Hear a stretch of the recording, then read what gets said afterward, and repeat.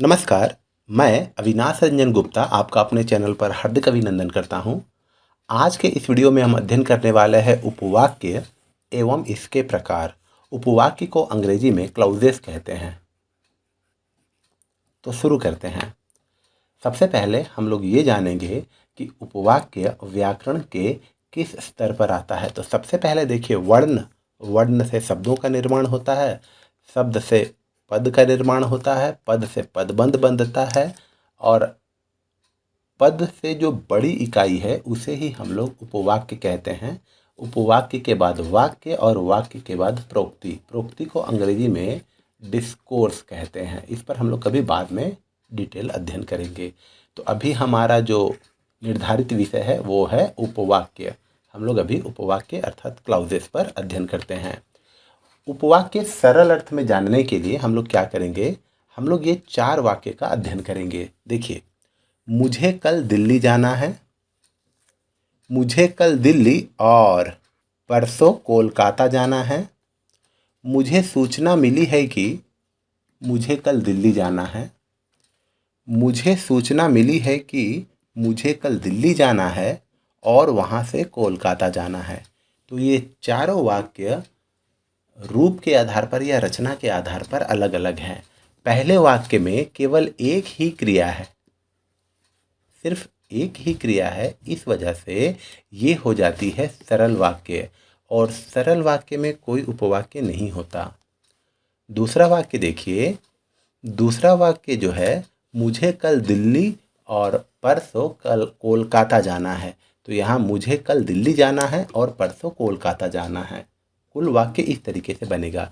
लेकिन ये एक जोइनर, एक समुच्चय बोधक से जुड़ा हुआ है जो है समानाधिकरण।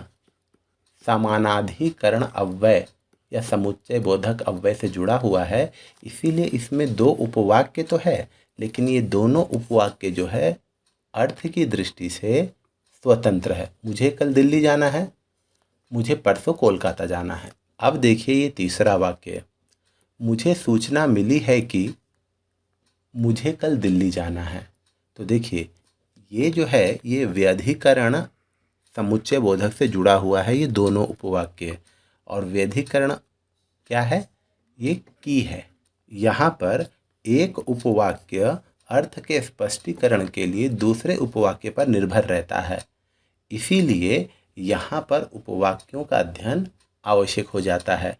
इसमें से एक कहलाता है आश्रित उपवाक्य, जिसको हम लोग अभी आगे के स्लाइड्स में पढ़ेंगे, और दूसरा कहलाता है मुख्य उपवाक्य। और इस तरीके के वाक्य को कहते हैं मिश्र वाक्य। तो पहले हम लोगों ने पढ़ा सरल वाक्य, संयुक्त वाक्य और मिश्र वाक्य। अब हम लोग आ जाते हैं एक विशेष प्रकार के वाक्य पर, जिसे हम लोग कहते हैं जटिल वाक्य।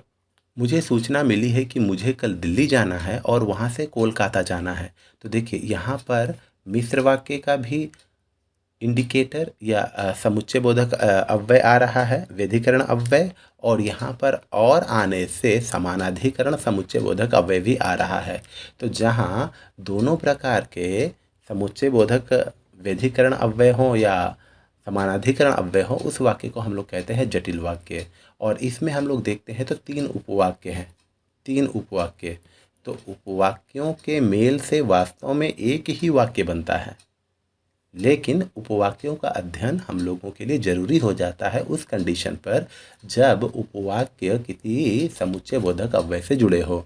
अगर हम लोग सरल अर्थ में देखें तो देखिए, एक ऐसा पदों का समूह, इसमें बहुत सारे पद रहते हैं, पदों का समूह जिसका अपना अर्थ हो, अपना मीनिंग हो। जैसे मान लीजिए मुझे सूचना मिली है, तो ये एक पद समूह है, वाक्य का एक अंश है, एक भाग है, ठीक है। और इसमें इसमें उद्देश्य और विधेय हो। उद्देश्य कहने का मतलब हुआ सब्जेक्ट और विधेय कहने का मतलब हुआ प्रेडिकेट। तो उद्देश्य और विधेय दोनों हो, उसे हम लोग उपवाक्य कहेंगे। तो जैसे देखिए यहाँ पर मुझे सूचना मिली है, मुझे क्या मिली है, सूचना। तो देखिए ये हो गया विधेय और ये हो गया उद्देश्य। तो अगर हम लोगों से कोई पूछता है कि उपवाक्य क्या है, तो हम लोग सरल अर्थ में कह सकते हैं कि एक ऐसा पदों का समूह जिसका अपना इंडिपेंडेंट अर्थ हो, वाक्य का एक भाग हो, जिसमें उद्देश्य और विधेय दोनों हो, उसे ही हम लोग उपवाक्य कहते हैं। सिंपल। अब देखिए वाक्यों के प्रकार। वाक्य 3 प्रकार के होते हैं। सरल वाक्य जिसे सिंपल सेंटेंस कहते हैं, संयुक्त वाक्य जिसे कंपाउंड सेंटेंस कहते हैं, और मिश्र वाक्य जिसे कॉम्प्लेक्स सेंटेंस कहते हैं। ये 3 प्रकार के वाक्य होते हैं, ठीक है। और इन 3 प्रकार के वाक्यों में जो रचना की दृष्टि से बनते हैं, उसमें याद रखिएगा सरल वाक्यों में उपवाक्य नहीं होते। याद रखिएगा सरल वाक्यों में उपवाक्यों की कल्पना नहीं होती, क्योंकि सरल वाक्य में एक ही क्रिया होती है। कल मुझे दिल्ली जाना है, राज अभी बाजार गया है। अब आ जाते हैं हम लोग संयुक्त वाक्य में उपवाक्य। यस, संयुक्त वाक्य में जो उपवाक्य होते हैं, जैसा हम लोगों ने पहले दूसरे स्लाइड में पढ़ा कि वो समानाधिकरण उपवाक्य कहलाते हैं। देखिए संयुक्त वाक्य में जो उपवाक्य होते हैं वो इक्वल वेटेज रखते हैं, स्वतंत्र रहते हैं, और वो जुड़े हुए होते हैं समानाधिकरण समुच्चय बोधक अव्ययों से। जैसे शीला स्कूल गई और उसकी माँ ऑफिस गई, तो गई बार बार लिखने की ज़रूरत नहीं थी, इसीलिए हम लोगों ने केवल ऑफिस लिखकर काम चला लिया। मैं गरीब हूँ मगर बेईमान नहीं। तो अगर हम लोग इतना भी कहें ना कि मैं गरीब हूँ, तो हमें आगे सुनने की इच्छा नहीं रहती। मैं बेईमान नहीं हूँ, अगर मैं ऐसा भी कहूँ तो हमें आगे सुनने की इच्छा नहीं रहती। संयुक्त वाक्य की यही खासियत बात है। और इसमें आप देखिएगा, इसमें ये एक उपवाक्य है और ये एक उपवाक्य है। इसमें उद्देश्य और विधेय दोनों है, इसमें भी उद्देश्य और विधेय दोनों हैं। ये भी वाक्य का एक अंग है, ये भी वाक्य का एक अंग है। ये भी पदों का समूह है और ये भी पदों का समूह है। देखिए मैं शादी में जाता पर पिताजी ने मना कर दिया। देखिए यहाँ पर से जुड़ा हुआ है, पर समानाधिकरण समुच्चय बोधक। काम ठीक से करो वरना छोड़ दो, तो देखिए वरना से जुड़ा हुआ है। और समानाधिकरण अव्यय क्या क्या होते हैं आप देख लीजिए, और, एवं, तथा, परंतु, लेकिन, किंतु, या, अथवा, बल्कि, इसलिए इत्यादि। अब आ जाते हैं हम लोग मिश्र उपवाक्य पर, और ये सबसे मुख्य बिंदु है। मिश्र वाक्य में उपवाक्य बड़ा ही महत्वपूर्ण भूमिका अदा करता है। कैसे? देखिए मिश्र वाक्य में जब हम लोग उपवाक्यों का क्लासिफिकेशन करते हैं या वर्गीकरण करते हैं, तो इसमें एक होता है प्रधान या मुख्य उपवाक्य, जिसे हम लोग कहते हैं प्रिंसिपल क्लाउज या मेन क्लाउज, और जो आश्रित और गौण होता है उसे हम लोग कहते हैं सबऑर्डिनेट क्लाउज। ठीक है, तो इसमें उपवाक्य एक प्रधान और मुख्य होगा और एक आश्रित या गौण होगा। ठीक है, जो आपस में व्यधिकरण समुच्चय बोधक अव्ययों से जुड़े रहते हैं। अभी हम लोगों ने थोड़ी देर पहले व्यधिकरण अव्यय देखा था कि जैसे पिताजी जो कहें उसे मानो। ठीक है, तो ये उसे मानो जो है वो मुख्य क्लाउज है, पिताजी जो कहें वो आश्रित है। महात्मा ने बताया कि आत्मा अमर है, तो महात्मा ने बताया, क्या बताया? कि आत्मा अमर है। तो मुख्य वाक्य क्या है? महात्मा ने बताया, तो ये मुख्य उपवाक्य, और आत्मा अमर है ये आश्रित उपवाक्य। उसी प्रकार यहाँ देखिए, जो आदमी बाहर खड़ा है वह मेरा मित्र है। ठीक है, तो ये देखिए वह मेरा मित्र है, कौन? जो आदमी बाहर खड़ा है। तो ये हो गया प्रिंसिपल क्लाउज और ये हो गया सबऑर्डिनेट क्लाउज। उसी प्रकार देखिए, यदि तुम कल आते तो मैं अवश्य चलता। कब? यदि तुम कल आते, तो ये हो गया प्रिंसिपल और ये हो गया सबऑर्डिनेट।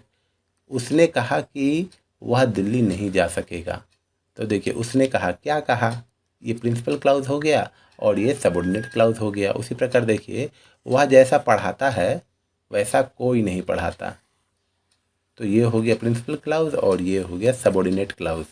और इस वाक्य में एक खास बात ये होती है कि आधा सुनने के बाद या एक उपवाक्य को सुनने के बाद हमें आगे सुनने की इच्छा बनी रहती है।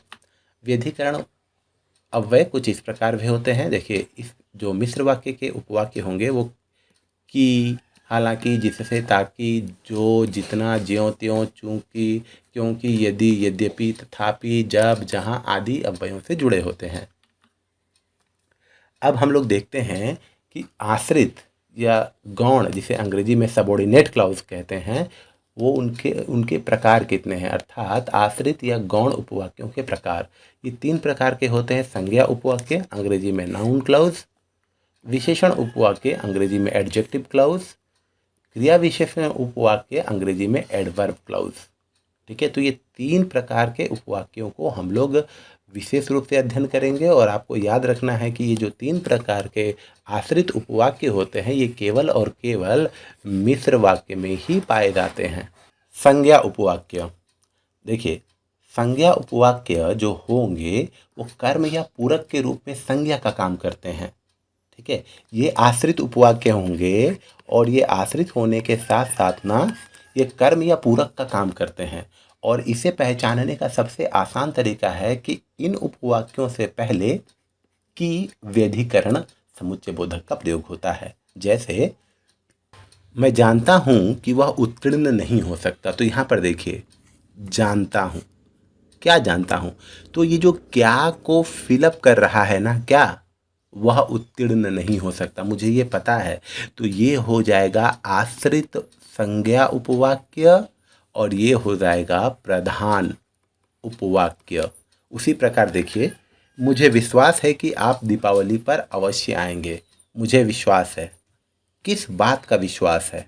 ठीक है, इसकी पुष्टि यहाँ हो रही है कि आप दीपावली पर अवश्य आएंगे, तो ये हो जाएगा आश्रित संज्ञा उपवाक्य। ठीक इसी प्रकार देखिए रहीम ने बताया कि वह मैसूर जाएगा। ठीक है, तो रहीम ने बताया, ये बताया क्रिया का कर्म क्या है, बताया क्रिया का जो कर्म होगा वह यह होगा कि मैसूर जाएगा। रहीम ने क्या बताया, वह मैसूर जाएगा, तो ये मुख्य वाक्य हो जाएगा और ये आश्रित संज्ञा उपवाक्य। इनसे यह मत पूछिए कि ये कौन है, देखिए यह का पूरक, ठीक है, यह का पूरक के रूप में काम कर रहा है कौन, इनसे यह मत पूछिए, क्या मत पूछिए, यह, तो ये पूरक के रूप में काम कर रहा है कि ये कौन है, तो ये हो जाएगा आश्रित संज्ञा उपवाक्य और ये हो जाएगा आपका प्रधान वाक्य।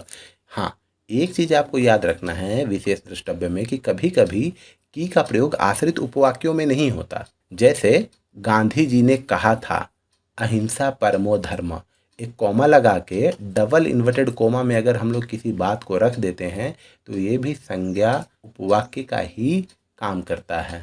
अब हम लोग आ जाते हैं विशेषण उपवाक्य पर। तो जो उपवाक्य किसी संज्ञा की विशेषता बतलाते हैं उसे विशेषण उपवाक्य कहते हैं। विशेषण उपवाक्य के पहले प्रायः जो, जिस, जिससे, जिसको, जिसमें, जिस पर, जिसका, जिसके आदि का प्रयोग होता है। एग्जाम्पल के तौर पर देखिए वह छात्र उत्तीर्ण हो जाएगा जो परिश्रम करेगा, तो देखिए उत्तीर्ण हो जाएगा मतलब अभी बताया था पास हो जाएगा। वह छात्र पास हो जाएगा, कौन से छात्र पास होंगे या कैसे छात्र पास हो जाएंगे, जो परिश्रम करेगा। तो ये क्या कर रहा है, ये हम लोगों को उन छात्रों की विशेषता बता रहा है जो पास हो जाएंगे, तो ये क्या हो जाएगा, ये हो जाएगा आश्रित विशेषण उपवाक्य और ये प्रधान उपवाक्य। उसी प्रकार जिसे आप ढूंढ रहे हैं, मैं वह नहीं हूँ, मैं कौन नहीं हूँ, मैं वही नहीं हूँ जिसे आप ढूंढ रहे हैं। ठीक है, तो ये हो गया आपका आश्रित और ये हो गया आपका प्रधान। ठीक उसी प्रकार देखिए जिन लोगों ने तुम्हें बिगाड़ा है उन्हीं से जवाब मांगो, जवाब मांगो, किन से जवाब मांगो, जिन्होंने तुम्हें बिगाड़ा है। तो यहाँ पर देख लीजिए ये हो गया आश्रित और ये हो गया आपका प्रधान। ठीक उसी प्रकार जो पैसे मुझे मिले थे वे खर्च हो गए, वे पैसे खर्च हो गए, कौन से पैसे खर्च हो गए, जो मुझे मिले थे। ठीक है, उसी प्रकार देखिए या वही आदमी है, कौन आदमी है, जिस पर 1 लाख का इनाम है। तो देखिए हम लोगों को पता चल जा रहा है कि वही आदमी की विशेषता क्या है, जिस पर 1 लाख का इनाम है। तो ऐसे सेंटेंसेस को जो किसी संज्ञा या सर्वनाम की विशेषता बतला रहे हो उसे हम लोग विशेषण उपवाक्य कहते हैं, अंग्रेजी में एडजेक्टिव क्लाउज। अब हम लोग अंतिम क्रिया विशेषण उपवाक्य पर आते हैं। अंग्रेजी में इसके लिए जो शब्द का प्रयोग किया जाता है वो है एडवर्ब क्लाउज। ठीक है, और क्रिया विशेषण उपवाक्य किसी क्रिया के घटित होने के अर्थात समय, टाइम, स्थान, प्लेस, रीति, वे ऑफ एक्शन, कारण, रीजन, परिणाम, रिजल्ट और शर्त या कंडीशन आदि की सूचना देते हैं। एक एग्जाम्पल के तौर पर देखिए, जब मैं जापान में रहता था रोज़ फिल्म देखता था। मैं रोज़ फिल्म देखता था, कब देखते थे रोज़ फिल्म, जब मैं जापान में रहता था। तो समय के बारे में बताया जा रहा है और ये हो जा रहा है आश्रित। ठीक है, और ये हो जा रहा है प्रधान। क्योंकि ये कब फिल्म देखने की बात बता रहा है, ठीक है, कब, उस समय जब मैं जापान में रहता था। दूसरा एक वाक्य देखते हैं, जहाँ मैं रहा करता था वहाँ एक भी मंदिर नहीं था। कहाँ एक भी मंदिर नहीं था? जहाँ मैं रहा करता था, ठीक है। तो ये हो गया प्रधान और ये हो गया आश्रित और साथ ही साथ ये हो गया स्थान। ये प्लेस के बारे में बता रहा है। वैसा ही करो। कैसा करो? जैसा मैं कहूँ। तो करो कि क्या विशेष है, काम कैसा करना है? वैसा ही करना है जैसा मैं कह रहा हूँ, रीति के बारे में। ठीक उसी प्रकार देखिए, तुम जितना पढ़ोगे तुम्हें उतना ही लाभ होगा। तुम्हें उतना ही लाभ होगा। कितना लाभ होगा? जितना तुम पढ़ोगे, परिणाम, रिजल्ट। उसी प्रकार देखिए अंतिम, वह कल जरूर आएगा क्योंकि उसका साक्षात्कार है। साक्षात्कार कहने का मतलब हुआ इंटरव्यू। कारण, आने का कारण क्या है? आने का कारण है कि एनी हाँ वो आएगा, कल उसका इंटरव्यू है। मैं अवश्य पास हो जाता। कंडीशन क्या थी? यदि मैं मेहनत करता तो शर्तवाचक वाक्य, यहाँ एक प्रकार की कंडीशन अप्लाई की गई है कि अगर मैंने मेहनत की होती तो मैं पास हो जाता। तो इस तरीके से हम लोगों ने तीनों प्रकार के उपवाक्यों की चर्चा कर ली। संज्ञा उपवाक्य, विशेषण उपवाक्य और क्रिया विशेषण उपवाक्य। और आपको ये बात याद रखनी है कि इस प्रकार के उपवाक्य हम लोगों को मिश्र वाक्य में ही देखने को मिलते हैं। मिश्र वाक्य में ही आश्रित उपवाक्य और प्रधान उपवाक्य होते हैं। सरल वाक्य में तो कोई उपवाक्य होता ही नहीं है। और संयुक्त वाक्य में अगर कोई उपवाक्य होता भी है, होता ही है, लेकिन वो समानाधिकरण समुच्चय बोधक अव्यय, जिसे अंग्रेजी में जॉइनर्स कहते हैं, उससे जुड़े हुए होते हैं। तो वो अर्थ की दृष्टि से अपने आप में संपूर्ण होते हैं। तो मेन मुद्दा जो था वो था मिश्र वाक्य। तो उम्मीद करता हूँ कि आपको मेरा ये वीडियो अच्छा लगा होगा। हम लोग फिर मिलेंगे किसी अगले वीडियो में। तब तक के लिए धन्यवाद।